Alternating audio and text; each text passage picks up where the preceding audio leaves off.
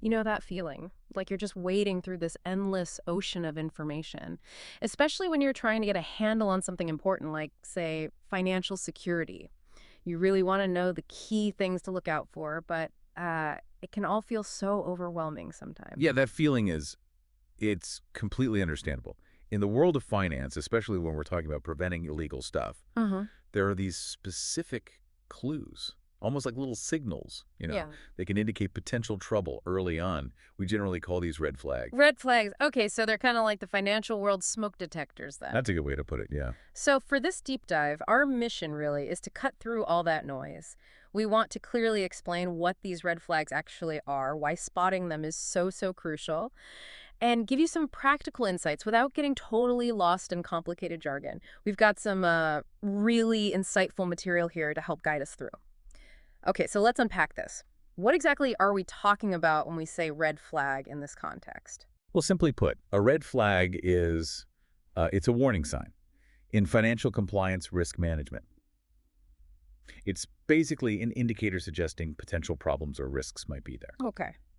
These can show up as, specific behaviors or maybe patterns in financial transactions, sometimes even just unusual anomalies that could point towards things like fraud or money laundering, other illicit activities. And what's really key here is that identifying these flags and then actually investigating them, it's absolutely vital for, well, effectively assessing risk and staying compliant. So it's really about keeping your antenna up for anything that seems a bit out of the ordinary in that financial landscape. Now, I'm guessing there's probably more than one way a red flag can wave, right? Our sources mention different categories. Can we explore those a bit? Absolutely. Yeah. Yeah, red flags for financial crime are pretty varied, but they often fall into several sort of common categories. Understanding these really helps professionals know what specific things to pay attention to. So let's start with transactional red flags. Transactional. Right. These have to do with the actual movement of money. So imagine unusually high volumes of transactions that just don't match a customer's normal activity. Another really key example is structuring. Structuring. What's that exactly? That's when someone deliberately makes multiple smaller cash deposits. Each one is just below the reporting limit, the threshold that triggers scrutiny. They do it specifically to avoid that regulatory attention. What's interesting is how this tactic aims to kind of slip under the radar, avoid the checks designed for larger sums. Ah, okay. Sneaky. Yeah. And lastly, any transactions that just seem inconsistent with a customer stated profile or the known legitimate purpose of their business. Hmm. Well, that should definitely raise a flag. That makes total sense. Like if a small local bakery suddenly starts doing huge international wire transfers, that Yeah. would definitely stand out as unexpected. Okay, what's the next category then? The next one is customer behavior red flags. This is Uh, all about how the customer themselves acts and interacts. right, the human element. Exactly. So for instance, if someone gets really evasive when you ask for standard info during due diligence, or they seem reluctant, maybe, to provide the necessary documents, that's a red flag. Similarly, inconsistent identification records, maybe different names, dates of birth, addresses popping up in different documents, that should trigger some suspicion and, more questions. So it's those moments where something just feels a bit off in your interactions with the client. You get that sense they might be trying to hide something deliberately. Okay, what other types should we be aware of? We also have geographic red flags. These relate to the locations involved in the transactions. Ah, the where. Right. For example, transactions involving places known to be high risk or maybe under sanctions, offshore tax havens done for secrecy, or countries with a reputation for weak financial regulatory oversight.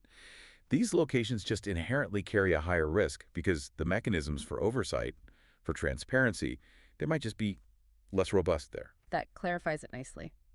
Certain parts of the world, unfortunately, just come with a higher potential for, let's say, murky financial dealings. Moving on then, what about the actual financial products or the services being used? Can they be red flags too? Oh, absolutely. That falls under product service red flags. This category covers situations where customers use complex financial products or services without a clear, sort of logical business reason. Like what, for example? Well, think about someone who's always been really conservative with their money, suddenly diving deep into cryptocurrency, or maybe taking out extremely high-value insurance policies that just don't seem to fit their financial situation or needs. What's kind of fascinating here is how sometimes these complex instruments can actually be used to obscure the movement or even the origin of funds. Interesting. So it's about whether the financial tools being used actually make sense for that user's profile and what they say they're doing. And what's the final category our sources highlight? That would be third-party red flags. These involve using entities that aren't directly part of the main transaction or the customer relationship. Okay, like intermediaries. Exactly. Yeah. It could include shell companies, Yeah. companies that exist on paper but have no real operations, Mm. or using intermediaries, proxies, where there's no clear or logical reason for them to be involved. The key indicator here is really a lack of transparency in the relationships. Who are these people? Why are they involved? Okay, so we've got transactional customer behavior, geographic, product service, and third-party flags. Yeah. Wow. And it's really important, like our sources emphasize, that none of these on their own automatically means illegal activity, right? But they definitely signal, hey, look closer here. Precisely. That's the crucial point. Now, how do these individual red flags actually fit into the bigger picture, the broader systems that monitor financial activities? Right. Well, red flags are absolutely fundamental to what we call risk-based compliance programs. These programs work on the idea that, look, not all financial activity carries the same level of risk. So you need to focus your resources where the potential for illicit activity is highest. Red flags act as those initial triggers, helping identify these higher risk areas. They inform both the automated monitoring systems and also guide the manual reviews by compliance staff. So the technology is constantly scanning for these patterns, and when something pops up, it's like an alert goes off. Exactly like that. But it's really crucial to understand that the alert itself, the one generated by the red flag, it's just the first step. It's not the end of the story. Okay. It then needs to be analyzed within a broader context. You have to consider the customer's history with the institution, their typical transaction patterns over time, their overall risk rating. Only by looking at all these connected factors can you figure out if the flagged activity is genuinely suspicious and needs, deeper investigation and maybe escalation. And I see in our material that these red flag indicators are actually built into various stages of how a financial institution operates. Is that right? Yes, absolutely. They're integrated throughout the whole system, really. Hmm. This includes transaction monitoring systems, which are constantly analyzing financial movements for unusual patterns. Red flags are also a key part of customer onboarding. When you first take on a new client, they help identify potentially high-risk folks right from the start. They also play a vital role in ongoing due diligence, making sure customer risk profiles are regularly checked and updated. And finally, yes, they are integral to case management and the whole process of filing suspicious activity reports, or SARs. SARs. Those are the formal reports to the regulators. That's right. When there's a concrete suspicion of illegal activity, a SAR is filed. This sounds like a very thorough, kind of layered approach to protecting the financial system. Now, who actually decides what counts as a red flag? Does each bank just make up its own list? Well, individual institutions definitely have their own specific internal procedures, and they might tailor red flag lists to their particular business and customer base. That makes sense. But there's significant, really crucial guidance that comes from global regulatory bodies. Ah, okay, so there are standards. Yes. Organizations like the Financial Action Task Force, FATF, Mm. FinCEN here in the U.S., the FCA in the U.K., various EU regulators, they regularly publish detailed lists of red flag indicators. And these cover a whole spectrum of financial crimes, money laundering, terrorist financing, sanctions evasion, fraud, and increasingly, these emerging threats like virtual assets or trade-based money laundering. So it's kind of a collaborative effort then with these big international organizations setting benchmarks and sharing what they know about suspicious activities. Our sources even give some specific examples of this guidance, don't they? Exactly. For instance, FinCEN has put out very specific red flags for business email compromise, BEC fraud. That's become a huge problem, very costly. Right, I've heard about that. Yeah. And FATF has published these detailed studies, they call them typologies, outlining how terrorist groups might try to fundraise through nonprofits or charities. And then you have the EU and the UN issuing flags to help stop people getting around international sanctions, maybe using complex sort of opaque trade routes. Hmm. So staying informed about all this constantly evolving guidance from regulators in the industry, it's just essential for banks to keep their monitoring effective. It sounds like a nonstop process of learning and adapting to whatever the latest threats and criminal methods are. Now, to make this really concrete for everyone listening, can we walk through some of those widely recognized red flag scenarios highlighted in our sources? These seem like the real world situations that should set off those alarms we talked about. Absolutely. Yeah, these concrete examples really help solidify the whole concept. Yeah. A very common one is a customer who frequently makes large cash deposits, but just can't provide any clear or believable legitimate business source for that cash. Right. Where's the money coming from? Exactly. It immediately begs that question. Another one you see often is a company receiving international wire transfers from third parties they seem to have no business relationship with, and there's no clear justification for the payments.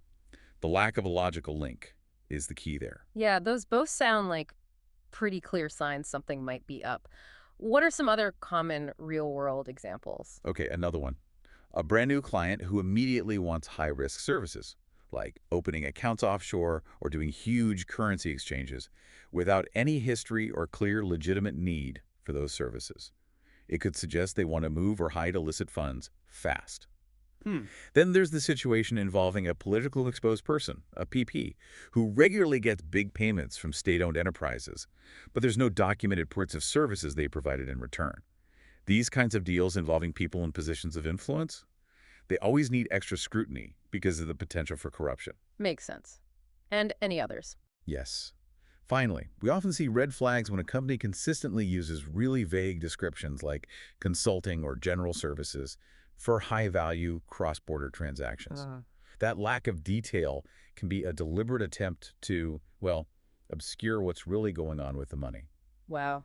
These examples really bring it to life, make it much easier to understand what should make a financial institution suspicious. And as our source points out, each of these scenarios should trigger more investigation, potentially leading to filing a SAR. But it is crucial to remember, isn't it, that seeing a red flag isn't the same as having proof of a crime. Exactly right. That is so important. Identifying a red flag doesn't automatically mean someone's doing something illegal. Instead, think of it as a signal. It says that a particular transaction or behavior or pattern, it deviates from what's expected or normal for that customer and their usual activity.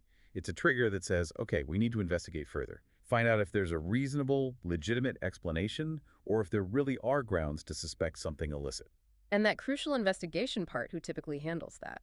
Well, effective red flag management, it's really a team effort. It relies heavily on well-trained people at different levels within the institution. You've got frontline staff, the ones dealing directly with customers. They need training to recognize flags relevant to their jobs. Then, compliance analysts play this vital role in carefully documenting everything they find, clearly, objectively, and escalating potential issues quickly following the internal rules. Escalating to who? That escalation often involves talking and working with other key internal players, like the main compliance department, the legal team, and ultimately the person responsible, the money laundering reporting officer, or MLRO. So it's this multi-layered system then, different people responsible for spotting things, documenting them, investigating. It really highlights how central this whole red flag management thing is to preventing serious financial crime. Precisely. By having strong systems in place and making sure staff are properly trained to spot and respond to red flags, institutions can seriously improve their ability to detect suspicious activity early. And as a result, they can significantly cut down their exposure to the risks that come with financial crime. So wrapping this up then, understanding and being able to identify these red flags, it's just absolutely crucial for anyone working in or even just interacting with the financial world. It's about staying vigilant, looking for those unusual patterns, those inconsistencies that might just be the first hint of something much more serious. And while, yeah, a single red flag on its own might not be conclusive proof of wrongdoing, it definitely means take a closer look, investigate further. Exactly. These aren't just abstract ideas, they are very practical, real-world indicators. And they play a huge role in protecting the integrity of the whole financial system and safeguarding individual firms from the damaging effects of illicit activities. This has been a really, really enlightening deep dive into the critical world of red flags in financial crime. It's quite remarkable how these sort of seemingly small indicators can be so vital in preventing much bigger problems. Now, just a final thought to leave you with, our listener.